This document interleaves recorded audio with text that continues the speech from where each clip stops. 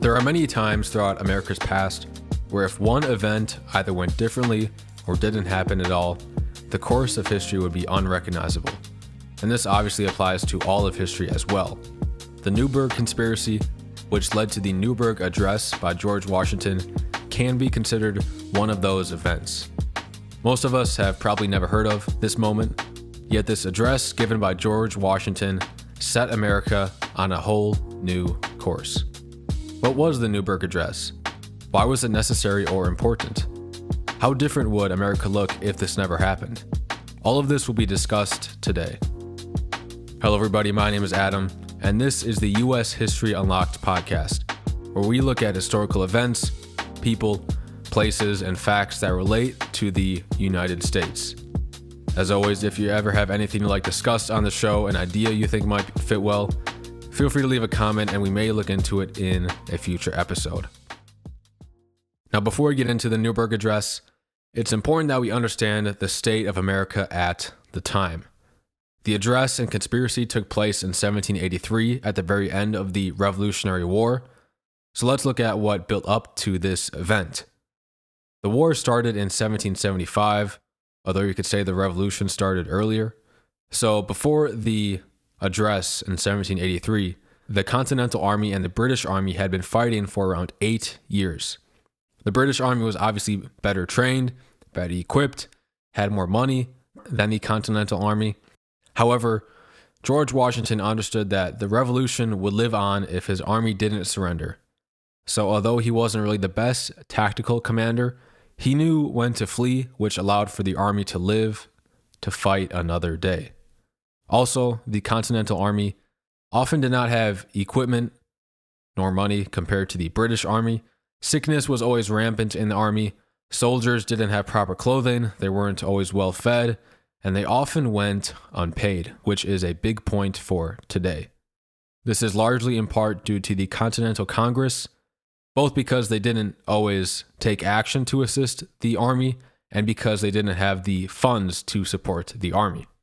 However, in October of 1781, the Continental Army defeated the British at the Battle of Yorktown. The British surrendered at this battle, which opened up peace talks between America and Great Britain. Although the war had calmed and peace talks were underway, by 1783 there was still no official treaty between the sides.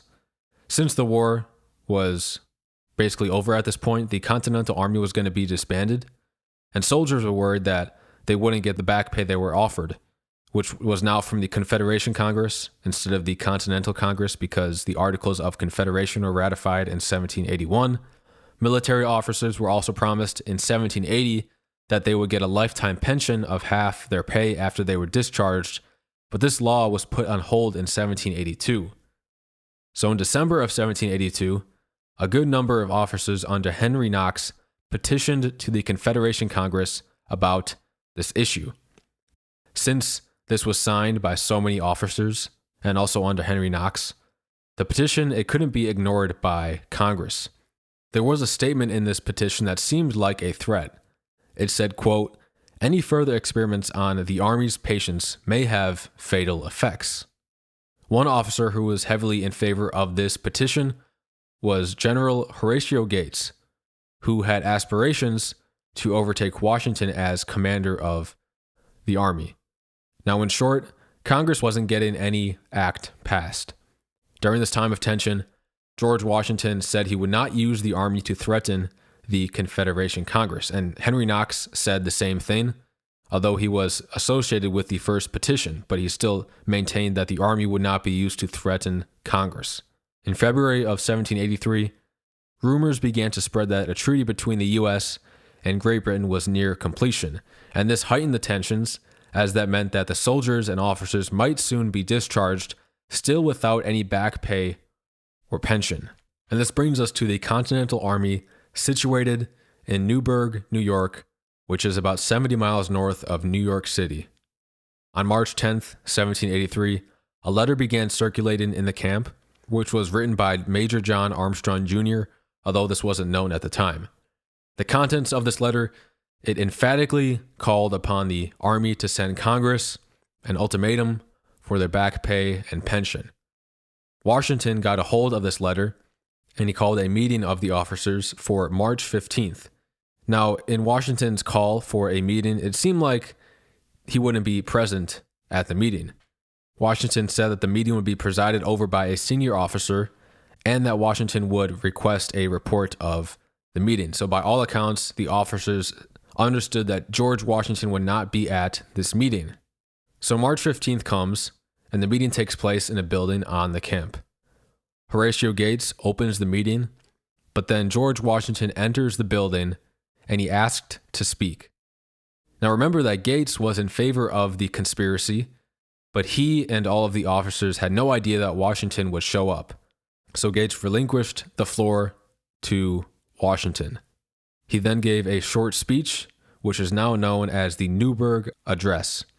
Although he was sympathetic towards the army and their feelings about their back pay, Washington denounced their conspiracy and called for patience in the matter. Then, the pivotal moment takes place. Washington goes to read a letter from Joseph Jones, a congressman from Virginia who supported the army. Washington, looking at the letter and unable to read it, pulled out a pair of reading glasses and said, "Gentlemen, you will permit me to put on my spectacles, for I have not only grown gray, but almost blind in service of my country." And upon this admission from George Washington, some officers openly wept. Given all that had occurred, Washington unexpectedly coming to the meeting, giving this Newburgh address, then ending it with this very emotional moment, this caused the officers to see their wrongdoings and admit their faults. Virtually every officer supported a resolution that supported Congress and disavowed the earlier conspiracy. Congress, they eventually gave the officers a full 5 years' pay, and that was the end of the Newburgh conspiracy. So now we get to look into the hypothetical. What if this event played out differently? Now, overall, it's very difficult to see how our country would be here today if it wasn't for George Washington and his leadership. Had Washington not taken the wise steps he had during the Newburgh conspiracy, it could have very well ended up putting the military against the civil government. It could even have split the military with those who supported the conspiracy and with those who didn't support the conspiracy. But Washington urged the military to work with Congress instead of working against Congress, showing the importance of a civil government. We cannot truly know what would have happened if Washington never gave his Newburgh address, but it definitely did appear that things were going in the wrong direction, and we might have not had the country we now have had this not taken place. The site of the Newburgh Address is now known as the New Windsor Cantonment State Historical Site in Newburgh, New York. It doesn't contain the original buildings of the camp, such as the building where the Newburgh Address was given, but it does have reconstructed buildings. Interestingly, this site was also where the first Purple Heart was awarded, which was then known as the Badge of Military Merit. So that's just a synopsis of the Newburgh conspiracy, which led to the Newburgh Address by George Washington. It's one of the more pivotal events in the Revolutionary period, but it doesn't get discussed a lot. But again, very important. The whole course of America could have changed had this played out differently. Although you could say that about many events in U.S. history, this is very important. The Newburgh conspiracy, which led to the Newburgh Address by George Washington. With that being said, thank you all for listening to another episode. Take care. We'll see you here again next episode.